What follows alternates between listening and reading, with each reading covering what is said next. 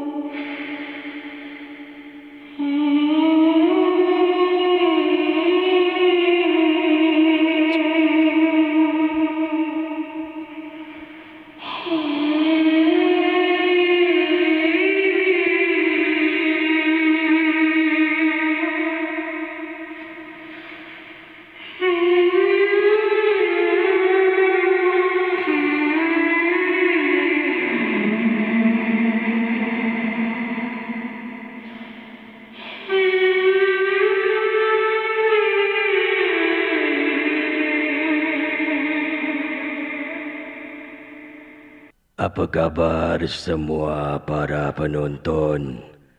Dan selamat malam seram. Cerita-cerita seram malam ini adalah sekadar perkongsian saja yang teladan kita simpan dan yang syilid jangan dicari.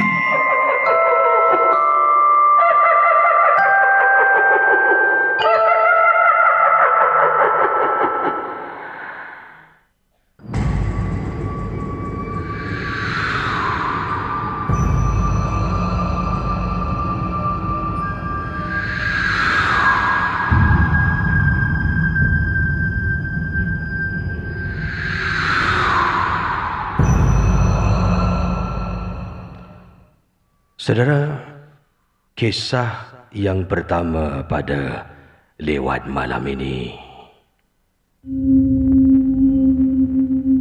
Apa khabar Casey dan para penonton Malam Seram? Nama saya Ika, berasal dari kota Damansara. Saya ingin berkongsi kejadian seram tentang rumah flat lama. Ia adalah rumah pertama saya yang saya beli di Damansara dahulu.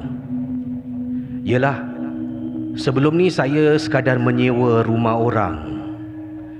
Rumah yang saya sewa dekat kawasan yang sama juga, dekat Damansara. Jadi, bila wang simpanan saya dah cukup, terus saya beli rumah flat corner, iaitu tingkat paling atas. Harga rumah lebih kurang 100,000 RM. Walaupun saya tinggal seorang diri, rumah ini mempunyai 3 bilik tidur dan 2 tandas. Yelah, lain kali kalau mak, ayah dan adik datang, ada juga tempat mereka untuk tidur. Sebelum saya pindah dari rumah sewa, saya kan duduk rumah sewa. Jadi sebelum pindah rumah yang flat yang saya baru beli ni, saya kena ulang-alik untuk membuat kerja-kerja DIY seperti mengecat rumah, pasang rak-rak, pasang almari, tukar tu, tukar ni. Ada kalanya saya upah orang yang mahir untuk kerja yang lebih susah, tapi selalunya saya buat sendirilah. Kadang-kadang ada jugalah bantuan kawan. Maklumlah nak jimat duit. Kerja-kerja DIY sendiri atau dengan kawan-kawan kadang-kadang akan sampai lewat malam. Dan pernah beberapa kali kawan saya dah balik, saya boleh sampai tertidur dekat rumah ni. Salah satu malam, ketika saya tengah tidur dekat rumah flat yang saya baru beli ni, tengah tidur, tiba-tiba terdengar bunyi pintu.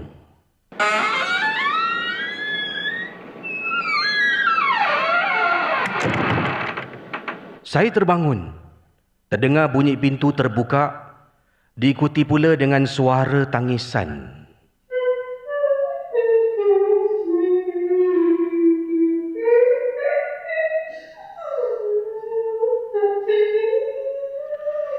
Jadi bila saya bangun, dalam hati saya, jiran aku ni menangis malam-malam. Saya dengan segera tengok jam, pukul 11 malam dah. Dengan cepat, saya mengambil beg saya.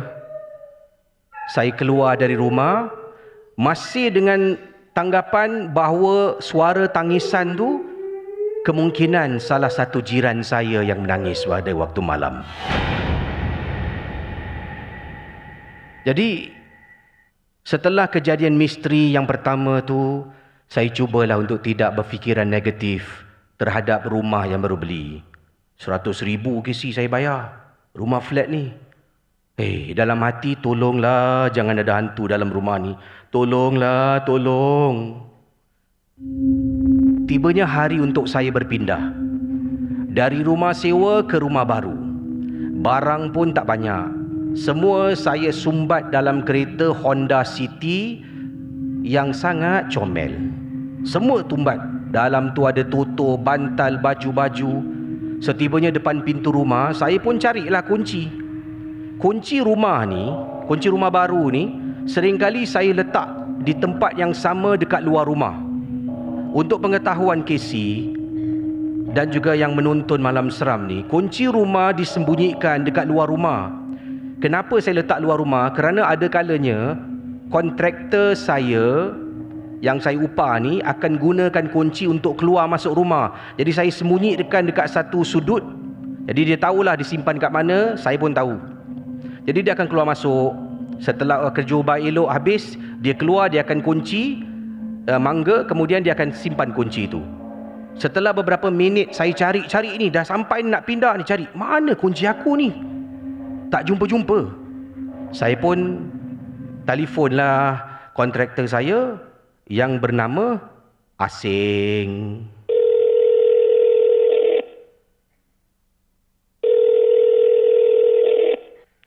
Hello, ni siapa? Hello Asing Ni Ika. Asing, ni nak tanyalah. Semalam mana you letak kunci? I cari tak jumpa tau. Hello Ika.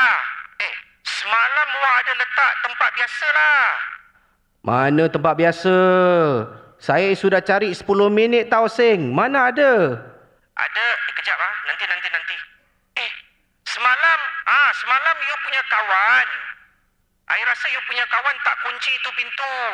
I rasa dia last orang dalam rumah. I memang ada buka pintu. Tapi bila I masuk rumah, I nampak you punya kawan dalam bilik. Kawan you tengah nak sembayang Dia pakai itu baju putih orang sembayang punya panjang-panjang. Dia pakai itu baju panjang mau sembayang dalam rumah. Kawan I? Kawan I yang mana? Tak apa, tak apalah. Nanti I tanya kawan I. Tak apa, it's okay ya. Okey. Bayangkan saudara. Semua ingatkan asing yang salah letak kunci. Jadi saya pun masuklah. Masuk dalam rumah. Kemudian bila dah masuk dalam rumah tu, saya buatlah kerja-kerja sikit. Sambil tu saya message kawan. Saya tanya Linda, tanya Shikin, semalam kenapa tak kunci pintu? Kawan pun reply. Dia kata, babe, semalam I keluar dengan my mum lah, babe. Seorang lagi reply, tak adalah, aku tak datang lah semalam, aku sibuk. Siapa yang asing nampak? Baju sembahyang putih panjang-panjang. Peliklah. Malam pun tiba. Masa untuk saya tidur pada malam tu. Jadi bayangkan saudara. Saya pasanglah YouTube. Bacaan surah-surah suci. Rumah baru kan. Jadi buka bacaan surah suci YouTube tu. Saya letak dekat ruang tamu atas meja kecil. Buka YouTube, cari surah, bacaan surah untuk rumah baru. Saya type. Mula dia baca. Bismillahirrahmanirrahim. Tiba-tiba dia stop. Lepas tu dia sambung lagi. Lepas tu dia stop. Lepas tu dia sambung lagi. YouTube aku ni kenapa rosak ke? Saya yang dalam bilik ini, saya keluar untuk tengok apa kenanya YouTube saya ni, laptop saya yang saya letak dekat luar, kerana tersekat-sekat. Jadi bila keluar saya tengok bateri 70%. Saya tengok YouTube macam ada orang tekan pause. Tengah saya tekan, bila saya tekan play dia pause. Tiba-tiba sedang saya cuba nak selesaikan masalah bacaan surah dekat YouTube ni, tak boleh dimainkan. Bayangkan tiba-tiba dekat belakang saya rasa ada orang lari. Zoom. Kemudian terdengar bunyi pintu dihempas sekuat-kuatnya. Kedebam. Terperanjat saya dibuatnya. Saya terpekik kuat, Casey. Lalu dengan perlahan saya toleh. Oleh kerana pintu tu dihempas dengan begitu kuat, jadi pintu tu tak dikunci. Pintu tu dia macam memantul. Dia hempas, kemudian terbuka. Lalu ternampak ada kain putih, bungkusan kain putih jatuh daripada atas pintu rumah yang saya baru beli. Saya tengok, apa barang ni kain putih? Bulu roma dah meremang. Saya pun telefon ayah saya. Saya telefon ayah, saya ceritakan pada ayah apa yang terjadi pada malam tu. Jadi, sambil saya berdiri dekat luar rumah, mujurlah ayah, mak datang pada malam tu untuk bantu saya. Ayah minta bantuan kenalan ayah untuk buang bungkusan kain putih yang dah lusuh, yang dah kotor, yang jatuh daripada atas pintu bilik yang tertutup kuat tadi tu. Malam tu, saya terpaksa tidur di rumah ayah sampai selesai kes gangguan. Rumah saya dekat Kota Damansara. Sekian kisah cerita saya. Terima kasih. Selamat malam. Cerita-cerita seram malam ini adalah sekadar perkongsian sahaja yang teladan kita simpan dan yang syilid jangan dicari.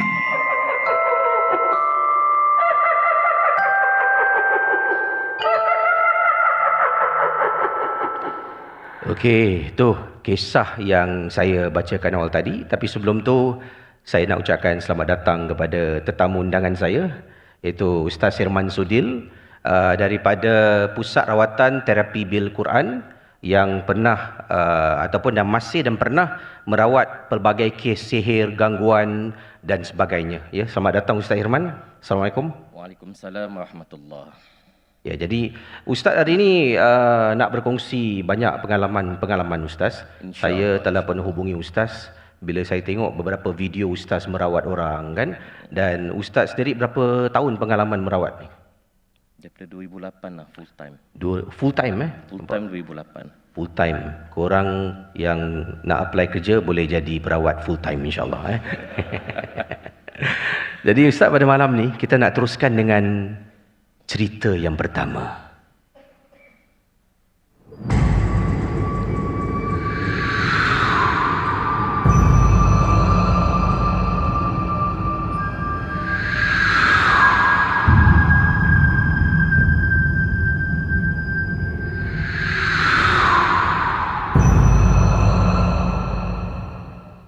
Dan tajuk ceritanya dah seram.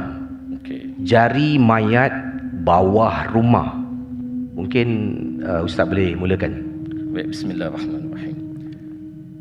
Kisah ni Casey, apabila ada seorang wanita datang, dalam lewat 30-an tahun, dia datang sebab dia komplain pasal jodoh dia susah nak melekat. Kita ingat macam kena sihir pelalau, tuan-tuan. Dan bila dia datang tu kan, dia komplain selalunya kalau dia ada teman lelaki mesti susah nak sangkut. Selalu gaduh, selalu rasa benci. Mula-mula saya ingat dia kena sihir pelalau.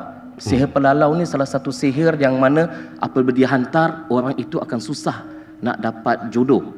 Tetapi bila kita tanya lebih lanjut, tanya tidur dia tidur mimpi apa? Oh, dia kata setiap malam dia tidur malam akan mimpi ada lelaki datang nak cuba mencabul dia, tuan-tuan. Setiap malam dia akan mimpi ada makhluk yang cuba nak kejar dia.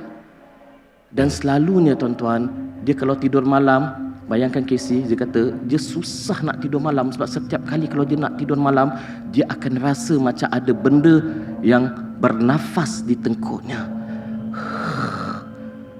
Ini bukan nak buat sound effect, tapi itu yang dia cerita kat saya. Okey? Pandai pula Ustaz buat sound effect Sebab kita malam seram kan. Dah lawan tauke Kalau saya ceramah nanti kan jadi lain, jadi tak nak kita ikut momentum. Jadi bayangkan, tuan-tuan. Kalau nak aku ceramah ke nak aku cerita sekarang? Cerita boleh Okey, ceramah kita tengok YouTube. Jadi Casey, bila dia rasa macam ada benda selalu bernafas kat tengkuk dia, dia akan susah tidur malam kan. So satu malam, bila waktu dia dah betul-betul dapat terlelap Casey, dia dah rasa macam nak tidur, tiba-tiba dia dengar dia punya housemate terpekik. Ina! Dia buka lampu kalang kabut. Apa pasal? Dia kata, tadi kan waktu kau tengah baring tu, aku nampak macam ada satu makhluk sedang merangkak ke atas kau. Ish. Dia masuk bilik tu, ingat nak jumpa kawan dia. Lah, dah beritahu pula nama dia Ina. Sini kalau ada nama Ina, saya minta maaf Dia cakap macam ada satu makhluk tengah berdiri, bukan berdiri apa? Macam merangkak ke atas dia tu. Sedang macam dia tak nampak kerana benda tu gelap. Kalau dia nampak semua tipu lah. So dia nampak macam benda tu sedang merangkak atas dia. Jadi dia ketakutan, dia pekik nama Ina tu. Jadi dia cakap, orang kata, apa sang bebek kau pergi berubat dah. Dia kata, aku rasa macam ada benda ikut kau. So dia datang ke pusat rawatan kita, tuan-tuan. So waktu dia datang tu, saya kata, dengar cerita dia semua okey. Saya kata, seperti biasa, tuan-tuan, kita dalam rawatan Islam ni kita hanya baca ayat Quran.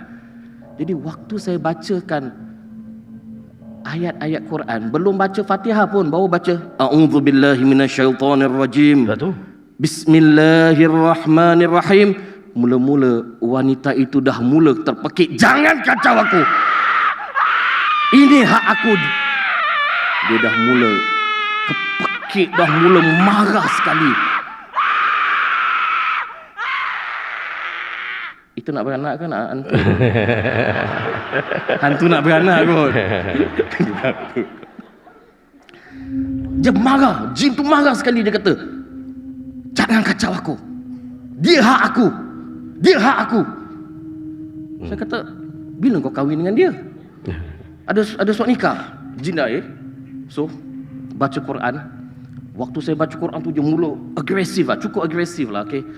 Kalau nak demo boleh lah, saya ambil 1-2 orang, saya baca Quran, kita tengok ada hantu ke tak kan. Jangan Ustaz. Jangan tak boleh.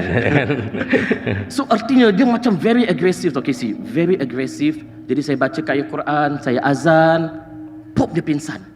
Jadi waktu dia pingsan tu, okay, saya tiup-tiup, panggil dia bangun, kan nama dia Inah, bangun Inah. So bila dia bangun, saya tanya, awak punya gangguan ni lain macam sikit lah.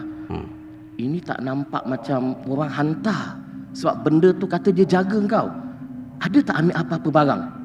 Dia kata macam, barang apa? Dia kata ambil tangkal ke, azimat ke, pendinding ke, orang kata, dulu tahu minyak-minyak botol-botol kita lipat letak kat baju.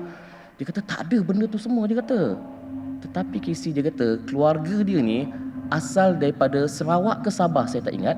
Okay, eastern part of Malaysia. Jadi mereka ni ada membuat satu benda, iaitu nak jaga keluarga, nak jaga rumah daripada dikhianati ataupun diganggu oleh orang. Ada orang kata pergi cari jari mayat yang telah mati, potong jari tu, ambil dan tanam di bawah rumah, nanti engkau akan selamat. Tetapi sebenarnya Casey, sebenarnya jin tu yang dia potong jari tu, bukan jari tu ada hantu, tidak. Perbuatan khurafat, perbuatan syirik itu memanggil makhluk jin. Mula-mula dia ingat jin tu jaga dia, tapi sebenarnya tidak. Jin itu mula mengganggu dan merosakkan penghidupan ahli itu. Jadi tuan-tuan, kalau sesiapa sini yang mungkin ada tanam jari apa kat rumah tu, nasihat saya tolong korek buanglah. Jangan simpan. Kalau nak tanam kangkung ke apa, okey, tapi not jari lah. Tapi alhamdulillah Casey, pesakit ini alhamdulillah bila kita tarbiyah dia, kita suruh dia banyak dengar ayat-ayat Quran, alhamdulillah dia dah mula baiklah. Wallahu a'lam. Alhamdulillah itulah. Tapi tak semua kes-kes rawatan ni dapat diselesaikan sependek cerita yang Ustaz ceritakan. Please, tak ada. Ada makan berbulan Ustaz Weh, ada makan tahun Casey. Bohong kalau saya kata dia datang sekejap kita tiup je baik, itu bohong. Tak ada. Sebenarnya pesakit itu sendiri yang nak kena usaha cara bagaimana nak merawat diri sendiri. Okay, it's impossible kalau anda mengharapkan makhluk untuk merawat anda selain daripada Khalik kita, iaitu pencipta kita, iaitu Allah. Jadi itu dia kisah yang dikongsi oleh Ustaz, jari mayat ditanam bawah rumah. Baik, sebelum kita teruskan dengan kisah selanjutnya, ada orang email pada saya Ustaz. Dia kata begini Assalamualaikum Casey. Waalaikumsalam warahmatullahi wabarakatuh. Saya mempunyai satu pengalaman. Nampak cik pun. Saya mempunyai satu pengalaman.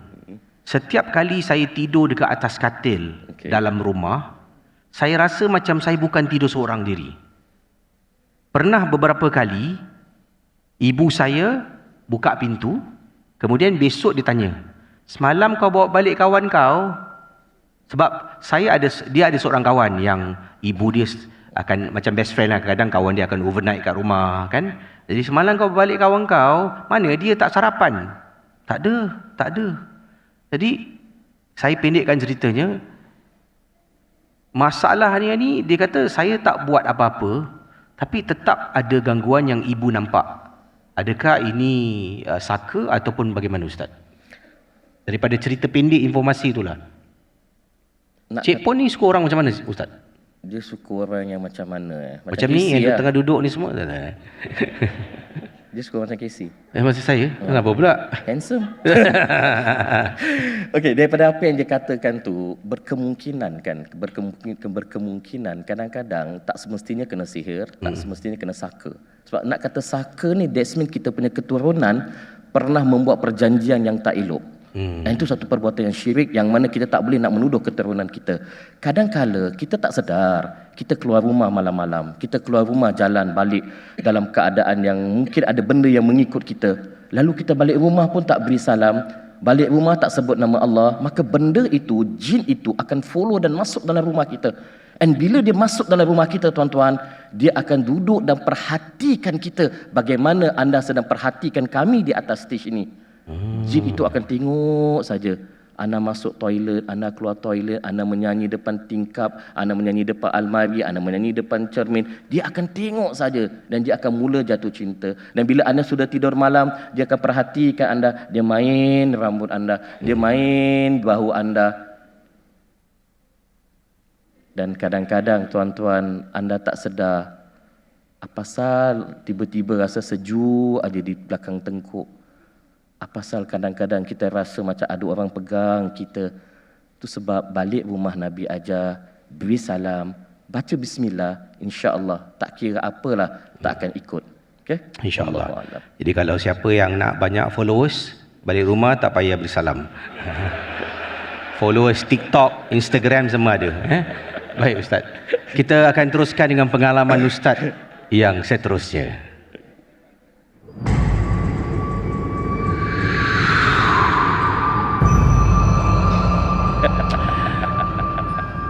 Kisah yang seterusnya Ustaz. Baru-baru ini saya rasa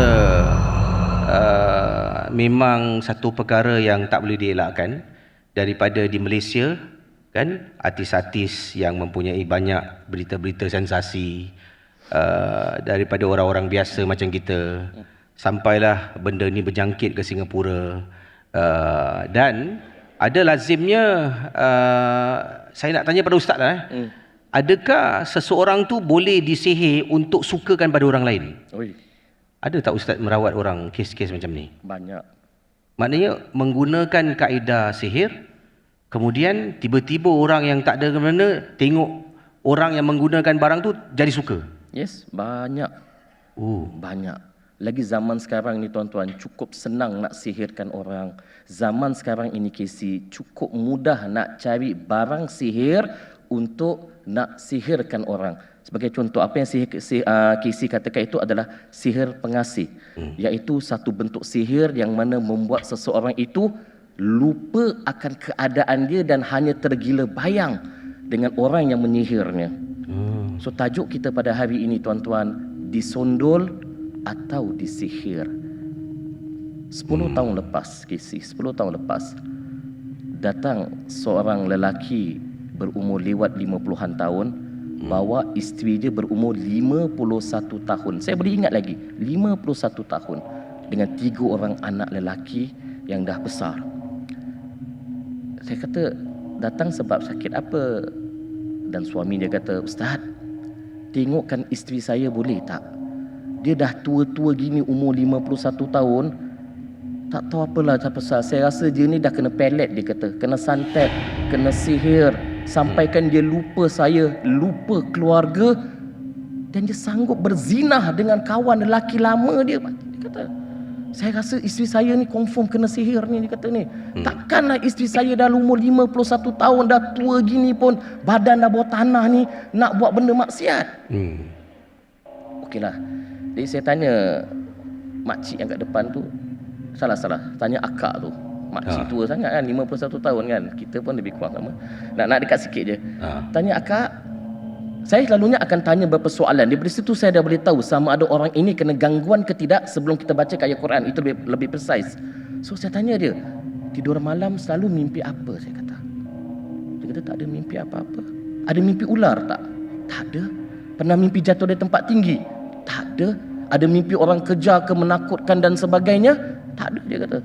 Okey, tanda mimpi saya nampak clear. Nombor 2 saya kata, tidur kalau ada sakit belakang tak? Bahu, pinggang, belikat, lebam-lebam badan dan sebagainya? Dia kata tak ada. Okeylah kak, macam gini ya kak, saya bacakan ayat Quran boleh? Akak pejam mata dengar saja. Selalunya Casey, kalau kita bacakan ayat Quran dan kalau betul ada sihir pengasih yang mana menyebabkan wanita ini hilang pemikiran, hilang kewarasan, hilang pertimbangan, yang menyebabkan dia hendak melakukan perkara zina itu, perkara terkutuk itu, maka dia akan mula ada reaksi. Itu je dalam rawatan Islam tuan-tuan. Kalau saya tengok Casey, ada hantu kat 5, 2 ekor kat perut. Tak boleh, itu tipu tuan-tuan.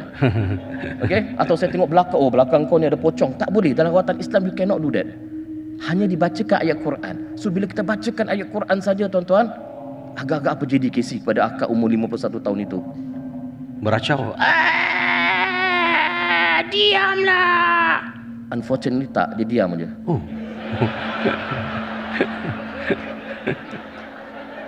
Dia diam aja. Jadi kesimpulannya, akak, sebenarnya akak ni tak ada apa-apa gangguan. Akak ni gatal.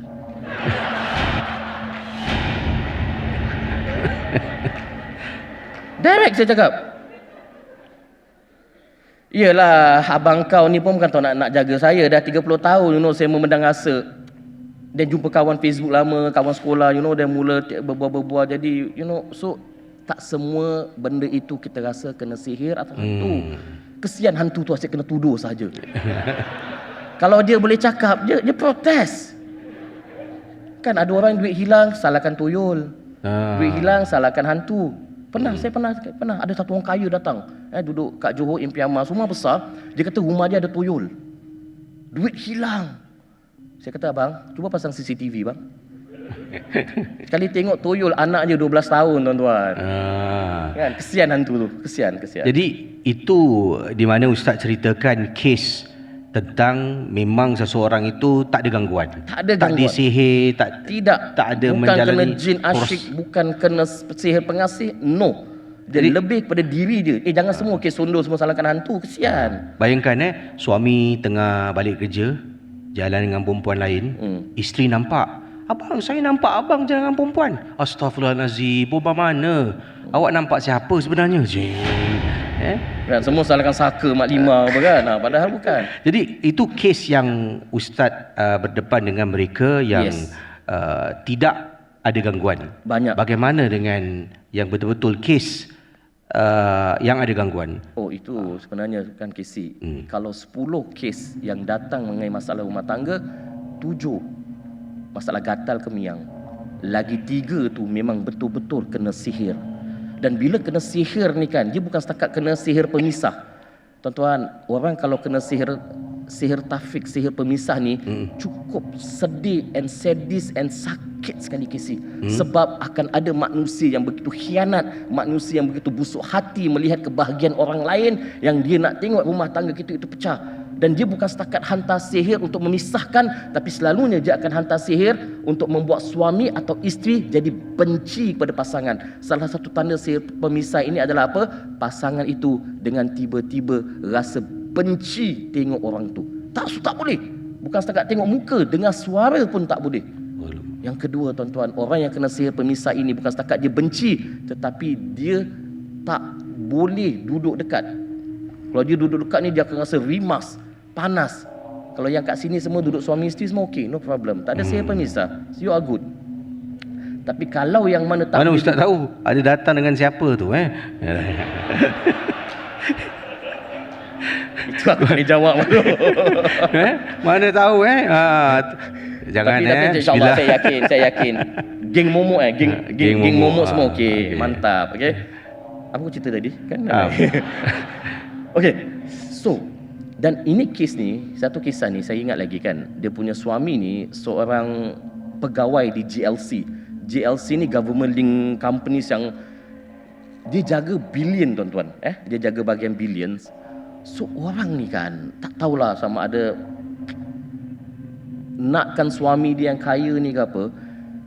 Dia bukan setakat buat mereka suami isteri rasa benci, tapi dia juga akan hantar satu sihir, iaitu nama sihir penyakit kepada isterinya.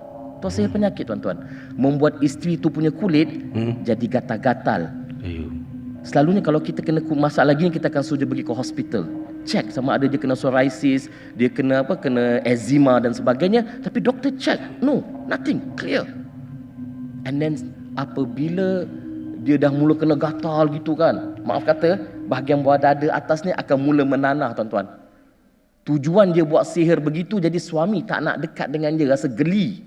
Dah tak apa, itu lain. Dan dia juga akan menghantar satu sihir yang 50-50, saya kata. Pengalaman saya, tuan-tuan, merawat pesakit yang kena masalah busung. Tahu busung? Yang perut jadi besar. Macam aku ni bukan busung, ni buncit, ni lain. Ini makan malam, tu cerita lain Yang jadi busung, tuan. 50%, tuan-tuan. 50% kalau kita rawat alhamdulillah baik, 50% bila kita rawat kadang-kadang selalunya tak okey kerana organ dalam dah rosak. Jadi wanita ini apabila dia mula sakit kan Casey, akan ada tiba-tiba perutnya akan jadi besar waktu malam. Dan setiap kali perut ini jadi besar, suami akan pergi kat luar rumah dan dia akan nampak ada seekor katak dekat dia punya gate. Dia menggunakan sihir, menggunakan katak. Apabila katak kan nanti kan macam dia boleh besar, nanti perut itu juga akan jadi besar. Jahat tuan-tuan orang yang buat sihir ni. Jadi dia bawa datang ke pusat rawatan. Nak ada sound effect ke? Tak. Boleh. Nak ada sound effect ke? Tak terperanjat? Betul?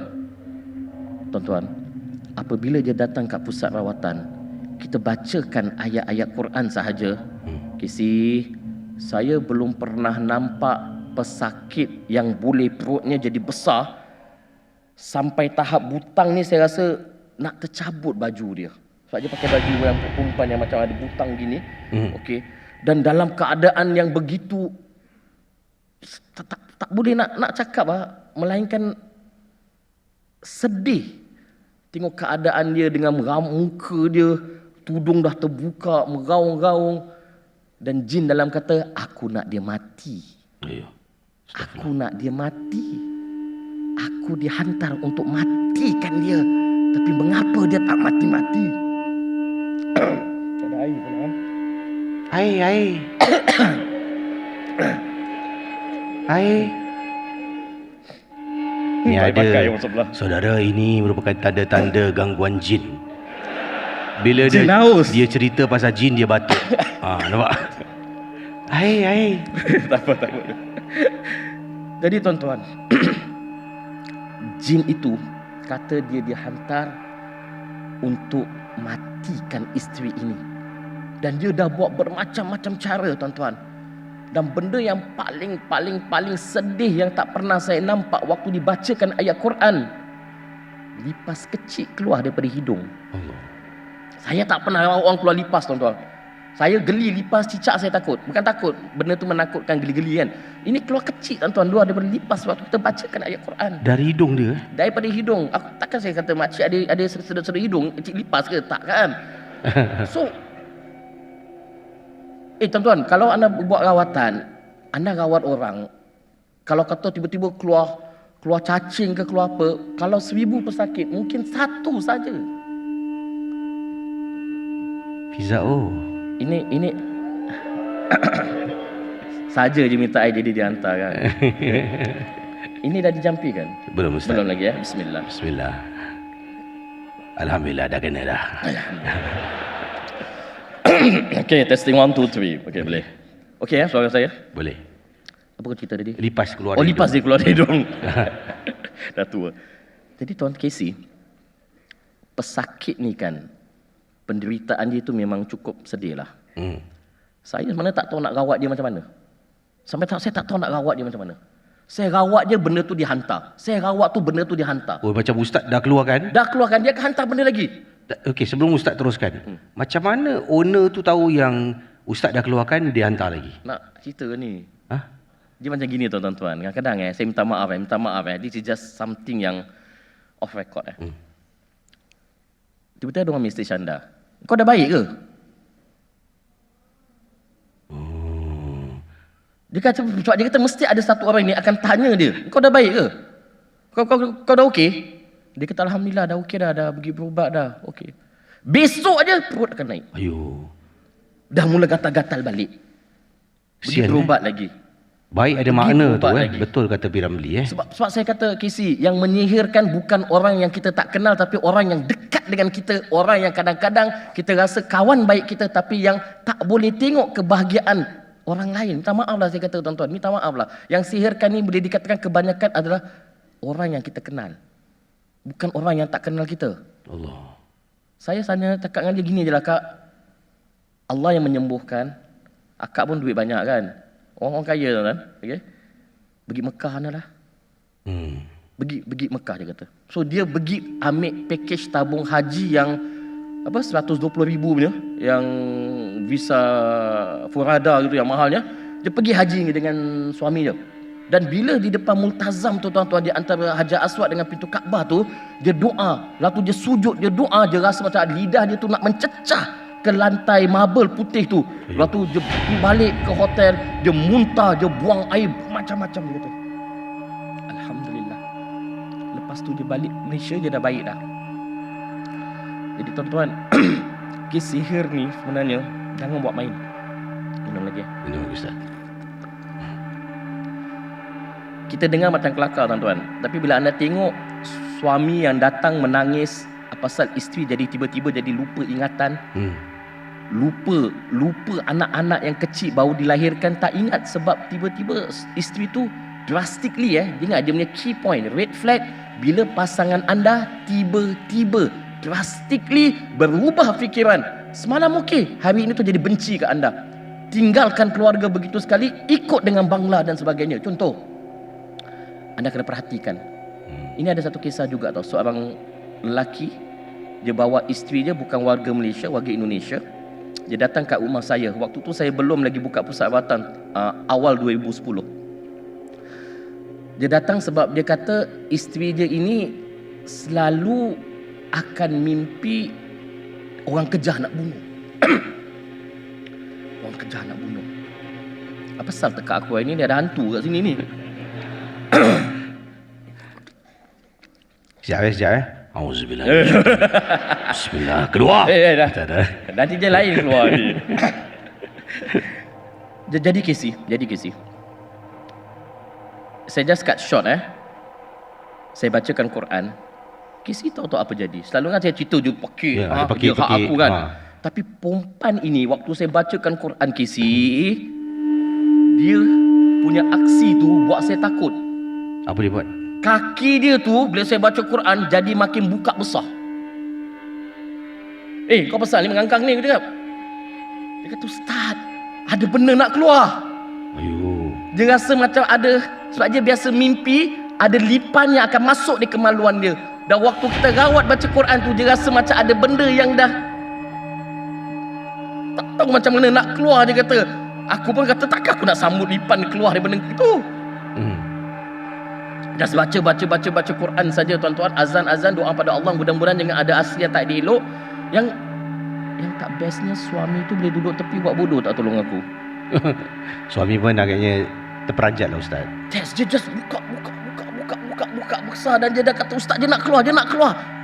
Ambil ni, saya just baca, kata ya Allah, ambil sejadah, tutup kain tu, baca ya Allah, keluarkan benda itu. Dan alhamdulillah bila kita azan, dia muntah yang begitu banyak sekali.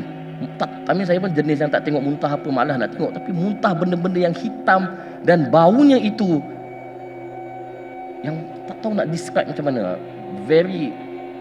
Bayangkan benda yang paling busuk sekali. Itu yang keluar daripada mulut wanita itu tuan-tuan. Dan wanita itu kurus kering sahaja. Jadi ini antara kes melibatkan pasangan suami isteri. Yes. Sebenarnya banyak kita nak kupas, tapi masa tak mengizinkan kita, insyaAllah. Antara yang saya nak tanya dengan Ustaz, nanti mungkin Ustaz boleh follow up lah nanti di lain kesempatan, tentang pasangan yang dia sayangkan pasangan dia, sehingga kan dia sihir pasangan dia supaya pasangan dia asyik ingat dia je, tak ingat orang lain. Ada? Ada. Jangan.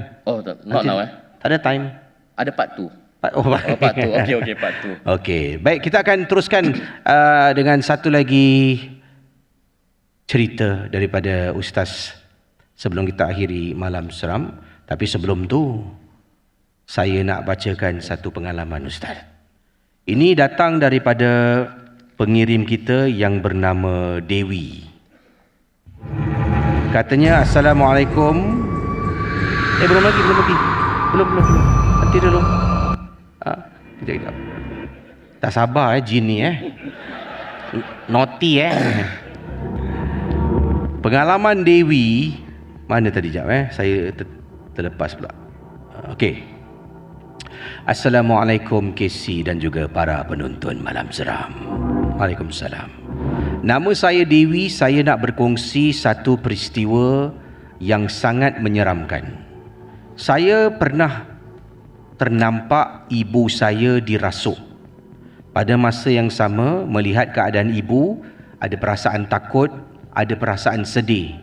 Kerana bila ibu dirasuk, dia terpekik-pekik dan dia tidak langsung indahkan tentang keadaan dia. Ibu saya ini seorang wanita yang bertudung. Nanti depan orang ramai yang datang, ahli keluarga, tudungnya ke mana, auratnya ke mana, dan akan terus terpekik-pekik sebelum dia pingsan. Lazimnya bila dia pingsan, selepas tu dia bangun, dia akan tanya kenapa, apa yang jadi, kenapa ramai sangat orang. Dan hinggalah satu malam ketika dia tengah tidur. Jadi Dewi cakap ibunya ni adalah seorang ibu tunggal. Jadi ibu tunggal. So bila tengah malam tu pakcik dia dah cakap kat dia lah. Pakcik kata, Dewi, kamu kena jaga ibu kamu. Malam-malam tidur dengan ibu kamu. Jangan biarkan ibu kamu keluar rumah sorang-sorang. Jangan biarkan dia bersendirian. Kamu kena temankan ibu kamu. Jadi Dewi berkata okey. Dia pun faham tentang apa yang perlu dia buat. Satu malam tu ibunya kejutkan. Dewi bangun. Ingatkan ibunya minta tolong teman pergi toilet kan. Kadang-kadang malam nak pergi toilet takut. Tolong buka tingkap boleh? Kawan ibu nak masuk. Katanya kawan ibu nak masuk, tolong buka tingkap. Kemudian Dewi kata, saya pada masa tu Casey tak tahu nak buat apa. Saya kata pada ibu, kita tidur bilik sebelah, tukar bilik. Bila dia tukar bilik sebelah, ibu dia masih cakap, kawan ibu masih dekat tingkap, kawan ibu nak masuk. Dalam masa yang sama, Dewi terpaksa telefon pakciknya sekitar pukul 2 pagi untuk datang berikan bantuan. Dan pakciknya datang tu, bila pakcik datang, ibu masih tengah duduklah tak bangun.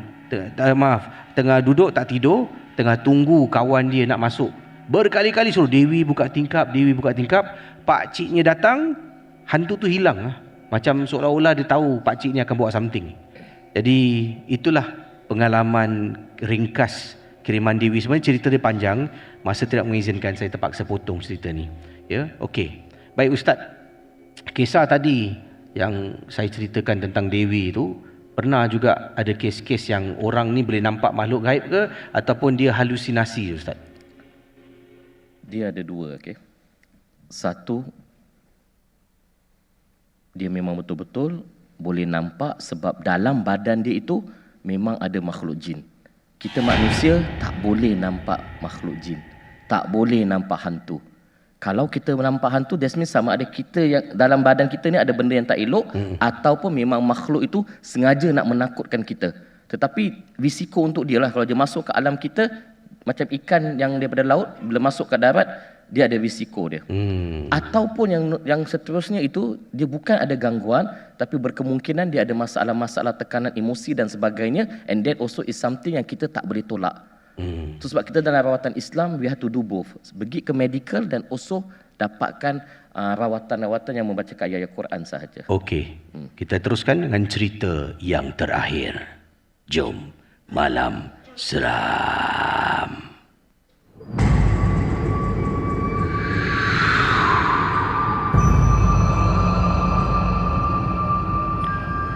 Okey.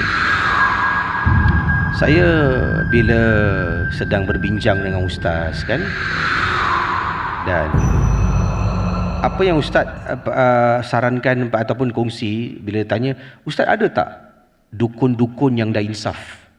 Ustaz ada. Jadi mungkin Ustaz boleh kongsi cerita tentang yang ringkas ni, yang Ustaz pernah membantu seorang dukun bomoh yang pernah terjebak dan kemudian kembali ke jalan yang benar. Sebenarnya ramai kisih yang datang kat pusat rawatan kami sebab dia nak buanglah konon benda tu. Tapi sebenarnya saya akan cakap dia buat tu benda je, taubat aja. Taubat nasuha, istighfar banyak insya-Allah. Tetapi ada satu hamba Allah ni, dia dah taubat, alhamdulillah. So, saya tanya dia, apa benda yang paling teruk yang anda buat waktu buat jadi dukun ni? Dia kata waktu dia mula-mula belajar ilmu ni, dia kata dia ikut guru dia pergi buat satu jenis minyak yang mana kalau digunakan kepada sesiapa minyak ni kena, orang akan tunduk kepada dia. Ini bukan minyak dagu tuan-tuan. Minyak dagu kita tahu bakar dagu KC untuk nak jadi minyak pengasih. Tapi ini minyak penunduk. Yang mana kalau dia gunakan minyak ini, orang akan dengar cakap dia.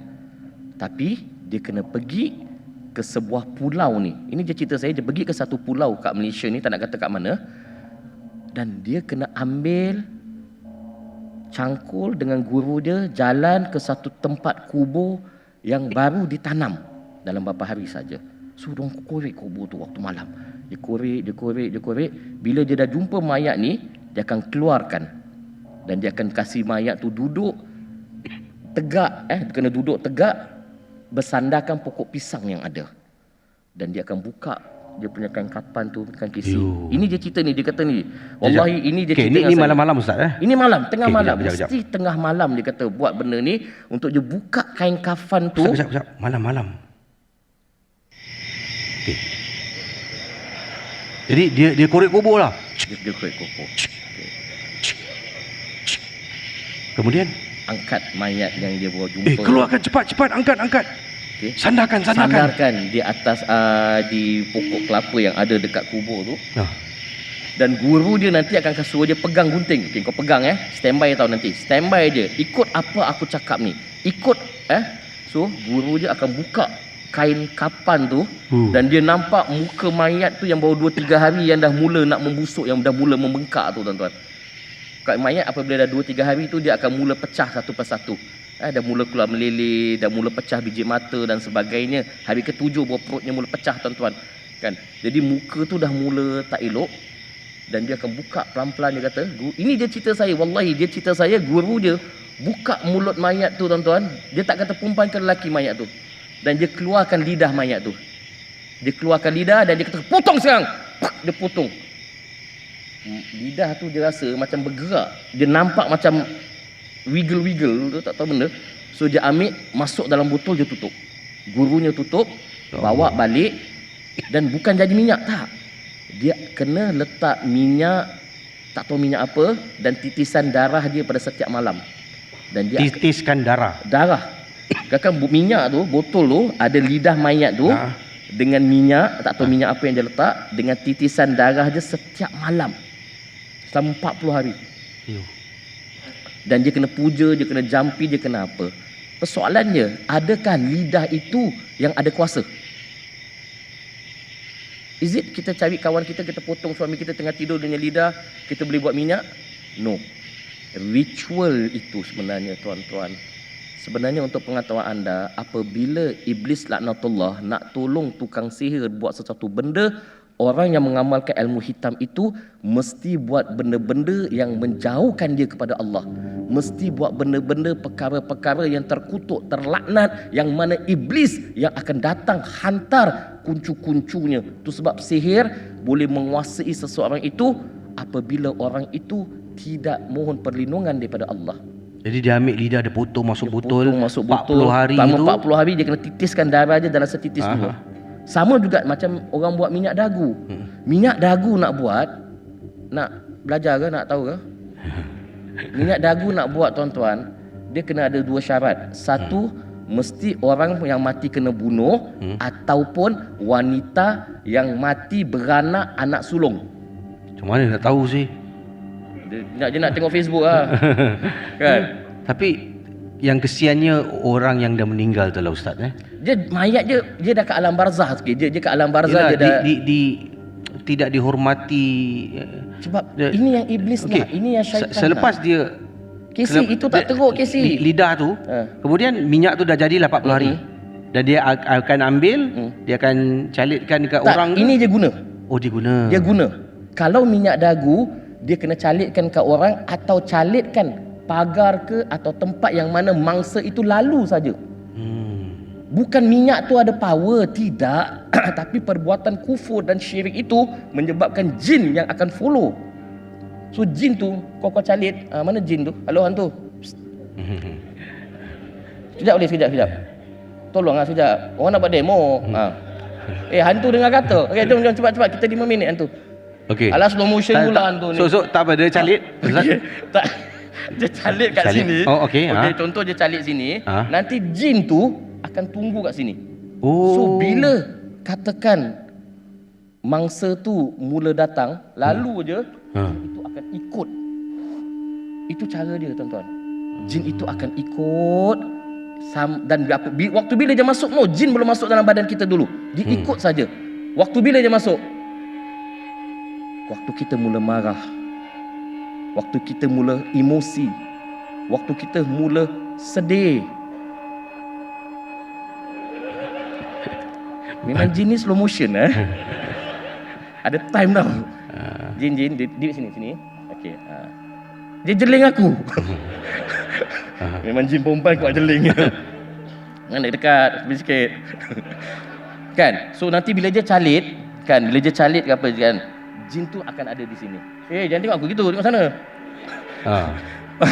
Dia calit. So nanti bila orang tu lalu, jin itu akan ikut. Dan dia masuk dalam badan kita dalam kala kita marah, kita sedih, kita dalam keadaan yang tak kawal emosi, baru dia masuk dalam badan kita, tuan-tuan. Kalau tak, jin tak akan masuk dalam macam gitu sekali. So siapa yang kuat marah, cek lah. Siapa yang kuat marah suami, tengking-tengking suami, yang cepat nak tekan minyak, asal senyum-senyum tu korang. Macam terasa je. Kena cek. Salah satu tanda bila cepat marah. Tapi saya tengok jin ni okey je, relax je, senyum aja, tak ada perasaan dengan tu. Jadi itulah pengalaman Ustaz. Yang ini dikongsi oleh ini dukun tu sendiri yang dah bertaubat. Dan tapi kan kisi ini saya nak beritahu lah, anak-anak dukun tu semua bermasalah, semua sakit, ada tinggal kulit dengan tulang saja. Allahu Akbar. Sebab bila kau buat perjanjian dengan iblis ini, dia ada timbal baliknya. Dia akan buat anak kita jadi gila. Dia akan buat keluarga kita jadi merana. Dia akan buat benda-benda yang tak elok. Kisi kata potong lidah teruk. Ada lagi? Yang paling teruk sekali, saya cerita pasal part 2 nantilah. Berzinah dengan mayat. Okey? Astaghfirullahalazim. Saudara, berzina dengan mayat akan dipaparkan untuk usia 21 tahun ke atas. Yang lain boleh balik, 21 boleh tinggal di sini. Suka orang Baik, alhamdulillah. Kita dah sampai di penghujung rancangan podcast, dan pastinya Ustaz, sebelum kita akhiri, ada sepatah dua kata yang Ustaz nak kongsi, nak katakan? Tuan-tuan, ini first time saya berbual dalam keadaan bercerita hantu. Siapa kenal saya, dia tahulah saya tak berbual macam gini. Itu yang tersedak-sedak. Tapi saya nak ucap terima kasih banyak kepada pihak KJ, terima kasih banyak kepada pihak KC kerana sudi menjemput saya. Mudah-mudahan menjadi manfaat kepada kita, tuan-tuan. InsyaAllah. Hanya tuan-tuan boleh tolong tak? Boleh saya tahu ramai tak geng momok ni yang support KC? Ramai tak? Ramai. Korang betul kan support KC? Saya dengar kat luar ada je punya jaket ke, tolong habiskan. Aku tak ada komisen, aku tolong saja kawan-kawan. Tolong insya-Allah. Jadi insya-Allah mudah-mudahan kita dapat bertemu, dan banyak lagi yang sebenarnya yang nak saya kongsi kerana masa tak mengizinkan. Ada masa lagi insya-Allah banyak cerita KC. InsyaAllah. Jadi saya nak ucapkan terima kasih pada Ustaz Hirman Sudil daripada Pusat Rawatan Terapi Bil Quran, dan pastinya terima kasih kepada, apa kata kalau kita berikan tepukan gemuruh kepada organizer KL Podfest 2024.